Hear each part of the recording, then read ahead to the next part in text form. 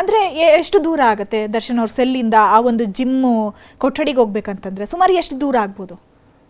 ಅವರು ಇರೋ ರೂಮ್ಗೂ ಅಲ್ಲಿಗೆ ಹೋಗ್ಬೇಕಂದ್ರೂ ಕನಿಷ್ಠ ಒಂದು ಅರ್ಧ ಕಿಲೋಮೀಟ್ರ್ ನಡ್ಕೊಂಡು ಹೋಗ್ಬೇಕು ಅವರು. ಓಕೆ. ಅರ್ಧ ಕಿಲೋಮೀಟ್ರ್ ನಡ್ಕೊಂಡು ಹೋಗಿ ಪಬ್ಲಿಕ್ ಅಂದರೆ ಜನಗಳ ಮಧ್ಯೆ ಹೋಗ್ಬೇಕಾಗುತ್ತೆ. ಅವಾಗ ಅವ್ರಿಗೆ ಜನಗಳು ಬಿಡ್ತಾರೆ ಮೇಡಮ್ ಜಿಮ್ ಮಾಡಲಿಕ್ಕೆ? ಹೌದು. ಹಾಂ, ಹೊರಗಡೆ ಅವ್ರು ಬಂದ ಅಂದ್ರೆ ಸಾಕು ಇಡೀ ಊರು ಸೇರ್ತತೆ ಅಂತಂದರೆ ಜೈಲಾಗಿರೋ 6,000 ಜನನೂ ಸೇರಿಬಿಡ್ತಾರೆ. ಹೌದು.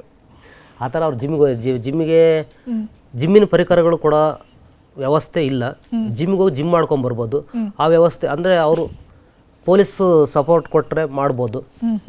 ಆದರೆ ರೂಮ್ ಮುಂದೆ ನಾವು ಹಳ್ಳಿ ಭಾಷೆಯಲ್ಲಿ ಅಂಗಳ ಅಂತೀವಲ್ಲ ಮೇಡಮ್, ಅಂಗಳ ಇದೆ. ಸುಮಾರು ಒಂದು 30-40 ಅಡಿ ಇದೆ ಜಾಗ. ಅದು ಅದಕ್ಕೆ ಸ್ವಲ್ಪ ಜಾಸ್ತಿನೇ ಇದೆ. ಅಲ್ಲಿ ಅವರು ವಾಕ್ ಮಾಡ್ಬೋದು. ವಾಕ್ ಮಾಡ್ತಾರೆ ಆರಾಮಾಗೆ. ಈಗ ನಾವು ಸಾಮಾನ್ಯವಾಗಿ ನಮ್ಮೆಲ್ರಿಗೂ ಕೂಡ ಗೊತ್ತಿರೋದು ಸೆಲ್ ಒಳಗಡೆನೇ ವಾಶ್ರೂಮ್ಗೆ ಹೋಗಬೇಕು, ಅದಕ್ಕೂ ಕೂಡ ನಾವು ಹೊರಗಡೆ ಹೋಗೋ ಹಾಗಿಲ್ಲ ಅಥವಾ ಬೇರೆಯವ್ರ ಜೊತೆ ಮಾತನಾಡೋ ಹಾಗಿಲ್ಲ ಅಂತ. ಸೊ ದರ್ಶನ್ ಅವರಿಗೂ ಕೂಡ ಈ ವಾಶ್ರೂಮ್ಗೆ ಹೋಗುವಂಥದ್ದು ಅಥವಾ ಬೇರೆ ಏನಾದರೂ ಕೆಲಸ ಕಾರ್ಯಗಳನ್ನು ಮಾಡ್ಕೊಳ್ಳುವಂಥದ್ದು, ಸೊ ಅದು ಕೂಡ ಅವ್ರ ಸೆಲ್ ಒಳಗೆ ಮಾಡ್ಕೊಳ್ಬೇಕಾ ಅಥವಾ ಅದಕ್ಕೆ ಏನಾದರೂ ಬೇರೆ ವ್ಯವಸ್ಥೆ ಮಾಡಿಕೊಟ್ಟಿದ್ದಾರಾ? ಇಲ್ಲ ಮೇಡಮ್, ಮಾಡಿಕೊಟ್ಟಿಲ್ಲ. ಓಕೆ. ಮ್ಯಾನ್ಯುಯಲ್ ಏನಿರುತ್ತೋ ಅಧಿಕಾರಿಗಳು ಅದನ್ನೇ ಮಾಡ್ತಾರೆ, ಬೇರೆ ಏನು ಮಾಡೋಕ್ಕಾಗಲ್ಲ. ಯಾಕಂದ್ರೆ ಬೇರೆ ಏನೇನು ಮಾಡಿದ್ರೆ ಕಾನೂನು ಮೀರಿದಂಗೆ ಆಗುತ್ತೆ, ಅವ್ರಿಗೂ ಸಸ್ಪೆಂಡ್ ಆಗ್ತಾರೆ. ಅವಶ್ಯಕತೆ ಅವ್ರಿಗೂ ಕುಟುಂಬ ಇರುತ್ತೆ, ಅವ್ರು ಯಾಕೆ ಮಾಡ್ತಾರೆ ಮೇಡಮ್ ಇಂಥವೆಲ್ಲ? ಆದರೆ ಅಲ್ಲಿ ಅಟ್ಯಾಚ್ ಬಾತ್ರೂಮ್ ಇದೆ, ಅಲ್ಲೇ ಅವರು ಎಲ್ಲ ಮಾಡ್ಕೊಡ್ತಾರೆ. ಅಲ್ಲೇ ಇರ್ಬೇಕು ಅಷ್ಟೇ. ಅವರು ಅದೇ ರೂಮಲ್ಲಿ ಇರಬೇಕು, ವಾಕ್ ಮಾಡಿದ್ರೆ ಅಲ್ಲಿ ಅಂಗಳದಲ್ಲಿ ವಾಕ್ ಮಾಡ್ಕೋಬೇಕು ಅಷ್ಟೇ. ಬೇರೆ ಸೌಲಭ್ಯಗಳು ಏನು? ಮತ್ತೇನು ಮಾತನಾಡಿದ್ರಿ ದರ್ಶನ್ ಅವ್ರ ಜೊತೆಗೆ?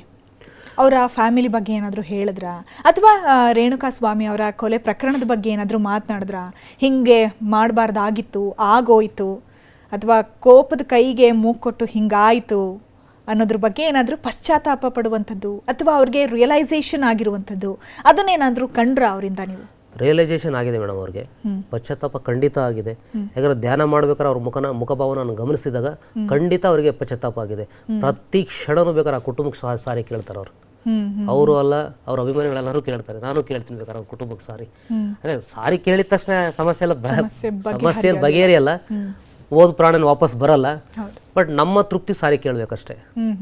ನಮ್ಮ ತೃಪ್ತಿಗೆ, ನಮ್ಮ ಆತ್ಮತೃಪ್ತಿ ಸಾರಿ ಕೇಳಲೇಬೇಕು. ಯಾಕಂದ್ರೆ ನಾವು ಮಾಡಿದ್ದು ತಪ್ಪು ಅಂತ ನಮಗೆ ಗೊತ್ತಿತ್ತು ಅಂತಂದ್ರೆ ಅವ್ರ ಕುಟುಂಬ ಕೇಳಬೇಕಾಗುತ್ತೆ ನಾವು ಸಾರಿ. ನನ್ನ ವಿಚಾರ ಹೇಳ್ತಾ ಇದ್ದೀನಿ ನಾನು. ಆದರೆ ಅವ್ರ ಮುಖದಲ್ಲಿ ಪಶ್ಚಾತ್ತಾಪ ಇದೆ ಮೇಡಮ್, ಅವ್ರ ಕಣ್ಣಲ್ಲಿ ಪಶ್ಚಾತ್ತಾಪ ಇದೆ. ಅವರು ನೊಂದಿದ್ದಾರೆ, ಭಾಳ ನೊಂದಿದ್ದಾರೆ ಅವರು. ಎಷ್ಟು ನೊಂದಿದ್ದಾರೆ ಅಂತಂದ್ರೆ ಅವ್ರ ಲೈಫಲ್ಲಿ ಇನ್ನ ಒಂದು ಸಣ್ಣ ತಪ್ಪು ಮಾಡೋಕ್ಕೂ ಸಹ ಅವರು ಮನಸ್ಸು ಮಾಡಲ್ಲ, ಅಷ್ಟು ಪಶ್ಚಾತ್ತಾಪ ಪಟ್ಟಿದ್ದಾರೆ ಅವರು, ಅಷ್ಟು ನೊಂದ್ಕೊಂಡಿದ್ದಾರೆ ಸರ್. ಈಗ ಅವ್ರ ಜೊತೆಗೆ ಸಹ ಕೈದಿಗಳು ಅಂತ ಹೇಳಿ ಒಂದಷ್ಟು ಜನ ಅವ್ರ ಜೊತೆಗೇನೆ ಪರಪ್ಪನ ಅಗ್ರಹಾರ ಜೈಲು ಸೇರಿದ್ದಾರೆ. ಅವ್ರ ಜೊತೆಗೆ ಏನಾದರೂ ಮಾತಾಡೋಕ್ಕೆ ಇಷ್ಟಪಡ್ತಾರಾ ದರ್ಶನ್ ಅವರು? ಅಥವಾ ಅವ್ರು ಏನಾದರೂ ಮಾತನಾಡಬೇಕು ಅನ್ನೋ ಸಂದರ್ಭದಲ್ಲಿ ಪರ್ಮಿಷನ್ ಕೇಳಿದಾಗ ಜೈಲಾಧಿಕಾರಿಗಳು ಕೊಡ್ತಾರಾ ಅಥವಾ ಮನೆಯವರಿಗೆ ಮಾತ್ರ ಇವಾಗ ಅವಕಾಶ ಇರುತ್ತಾ? ಈಗ ನಾರ್ಮಲಿ ನಾನು ಕೇಳ್ತಾ ಇರೋದು, ಇವಾಗ ನೀವು ಜೈಲಲ್ಲಿ ಇರ್ತೀರಿ, ಅವಾಗ ನಿಮ್ಮ ಫ್ಯಾಮಿಲಿಗೆ ಮಾತ್ರ ಅವಕಾಶ ಕೊಡ್ತಾರಾ ಅಥವಾ ಯಾರು ನೋಡಬೇಕು ಅಂತ ಹೇಳ್ತಾರಾ ಅವರೆಲ್ಲರಿಗೂ ಕೂಡ ಅವಕಾಶ ಇರುತ್ತಾ? ಮೇಡಮ್ ಅದು ಹೆಂಗೆ ಅಂತಂದರೆ ಫಸ್ಟು ಫ್ಯಾಮಿಲಿಗೆ ಮೊದಲ ಆದ್ಯತೆ, ಆಮೇಲೆ ಯಾರಾದ್ರೂ ಬೇರೆಯವ್ರ ಫ್ರೆಂಡ್ಸ್ಗಳು ಬರ್ತಾರೆ, ಅವ್ರು ಬರ್ತಾರೆ ಅಂದರೆ ಅದನ್ನು ಎನ್ಕ್ವೈರಿ ಮಾಡ್ತಾರೆ ಅವರು ಜೈಲಿನ ಅಧಿಕಾರಿಗಳು.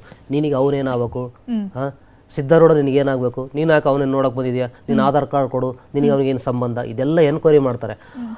ಓಕೆ, ಅದೆಲ್ಲ ಪಾಸಾಗಿ ಬಂದರೆ ಅವರು ಪಾಸಾಗಿ ಬಂದಾಗ ಫಸ್ಟ್ ಆಮೇಲೆ ನಾವು ಕೇಳ್ತಾರೆ ಅವ್ರನ್ನ, ಇಂಥವ್ರು ಬಂದಿದ್ದಾರೆ, ಬರೋದಕ್ಕಿಂತ ಮುಂಚೆ ಯಾರಿಗೂ ಗೊತ್ತಿರಲ್ಲ, ನಮ್ಗೆ ಯಾರು ಬಂದಾರೆ ಅಂತಲೇ ಗೊತ್ತಿರಲ್ಲ. ಬಂದಾಗ ಸ್ವಲ್ಪ ನೀಟಾಗಿ ಶೇವಿಂಗ್ ಮಾಡ್ಕೊಂಡು ಹೋಗ್ಬೋದೇನೋ, ಹೆಂಡತಿ ಮಕ್ಕಳು ಬಂದ್ರೆ ಸ್ವಲ್ಪ ನೀಟಾಗಿ ಶೇವಿಂಗ್ ಆದ್ರೂ ಮಾಡ್ಕೊಂಡು ಹೋಗ್ಬೋದು, ಗೊತ್ತಿರಲ್ಲ ಮೇಡಮ್.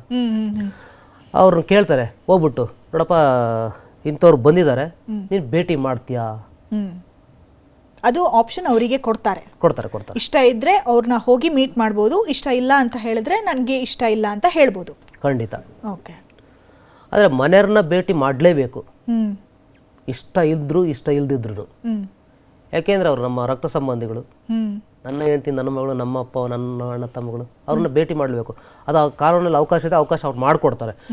ಭೇಟಿ ಆಗಲ್ಲ ಅಂದ್ರೆ ಕನ್ವಿನ್ಸ್ ಮಾಡ್ತಾರೆ, ಇಲ್ಲಪ್ಪ ನೀನು ಭೇಟಿ ಆಗಲೇಬೇಕು, ಬಂದಿಗಳಿಗೆ ಭೇಟಿ ಆಗಲೇಬೇಕು, ಭೇಟಿ ಮಾಡೋಂಥ ಕನ್ವಿನ್ಸ್ ಮಾಡಿಬಿಟ್ಟು ಕರ್ಕೊಂಡು ಭೇಟಿ ಮಾಡಿಸ್ತಾರೆ. ಬಟ್ ಫ್ರೆಂಡ್ಸ್ಗಳು, ಬೇರೆ ಯಾರೋ ರಿಲೇಟಿವ್ಸು ಬಂದ್ರು ಅಂದರೆ ಅದು ನನ್ನ ಡಿಸಿಷನ್, ಅದು ಬೇಡ ಸರ್ ಕಳಿಸ್ಕೊಡಿ ಸರ್ ಅಂತ ಕಳಿಸ್ಕೊಡ್ತಾರೆ. ಅದಕ್ಕೆ ಬಲವಂತಿಲ್ಲ.